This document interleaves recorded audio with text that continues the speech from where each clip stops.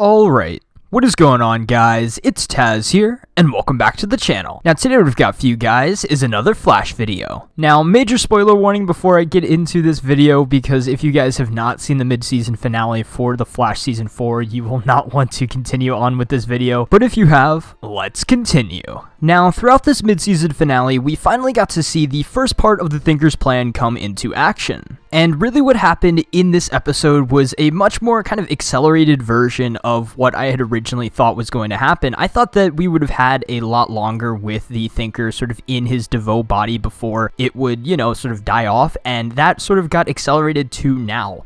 And, he had to transfer out of that body because, it was going to die because of everything that was going on with his powers and everything. So it sort of really all culminated in the end when he transferred his consciousness from his body, from his dying body, into the body of a new metahuman we met within that episode named Dominic, or Brainstorm. And now we know from this episode the reason why DeVoe transferred his consciousness into Dominic's body was because of his unique metahuman abilities, his metahuman telepathy that he had, and that was sort of the reason why DeVoe was able to sort of transfer into his body. But we still don't know if the Thinker's ultimate plan is to transfer into Barry's body and take sort of his powers along with the thinking powers that DeVoe already has, but at the moment he is just in Dominic's body. And who knows, maybe DeVoe will end up transferring into more metahumans' bodies as the season progresses in the back half. But the main part of this video is about the end scene, is about that cliffhanger that we got at the end and the setup for a very cool comic book arc that a lot of people had speculated on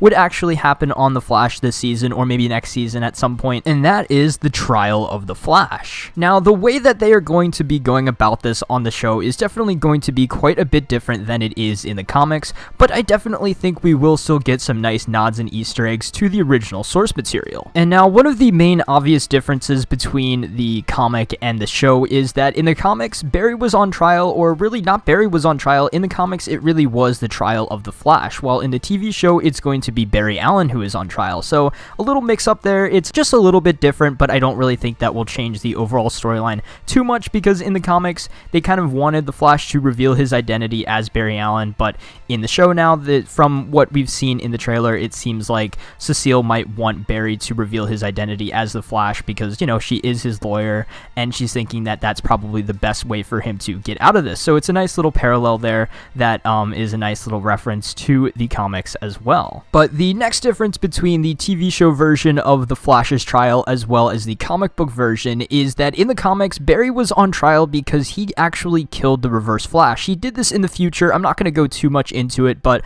pretty much all you need to know is he was put on trial for killing the Reverse Flash, and he really killed the Reverse Flash to stop him from, at that time, killing his fiancée in the same way that he had previously killed Iris West in the comics. So that is obviously not what is happening here on the show. In the show, he is being put on trial for the murder of Clifford DeVoe, which obviously he did not do, and something we got a reference to at the beginning of the season when he got out of the Speed Force, and he was acting all crazy there, and he was just kind of saying random things, and one of those random things he said was, "Your Honor, I didn't kill anyone." So that was a nice little reference to the trial of the Flash, something that we all knew was coming, and it's pretty crazy to see that they're sort of paying this off right here when we get back from the mid-season. And now, one thing of note here is that the comic book storyline took place over, I think, either a year or maybe even 2 years, so don't expect it to last that long in the show. Judging from the track record of things that we've had on this show previously, I don't think it will last longer than either an episode, maybe 2 episodes if we're lucky, so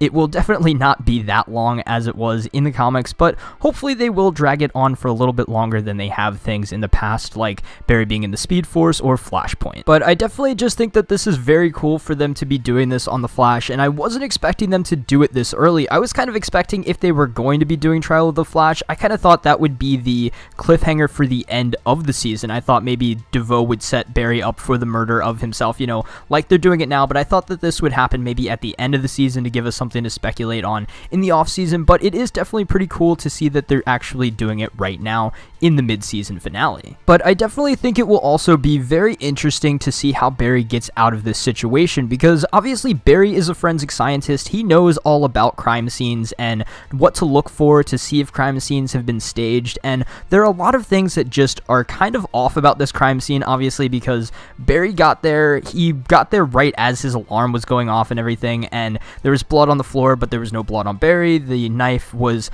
most likely the knife that he got at the beginning of that episode as a gift. He put his fingerprints on it, and then obviously DeVoe set that up because, you know, he's just DeVoe, and he's a bajillion steps ahead of Barry, and, you know, things like that. It's just definitely going to be pretty cool to see how Barry gets out of the situation, because, you know, he's going to obviously have to use his forensic knowledge to help him out in this situation. But, I mean, other than that, guys, Barry's been able to get out of a lot of difficult situations. He's been able to escape the Speed Force, he escaped the friend zone, and I'm pretty sure he will be able to escape this false accusation of murder. So, I want to know your guys' thoughts on this down in the comments below. But until next time, guys, it's been Tazz, and I'll see you guys in the next video.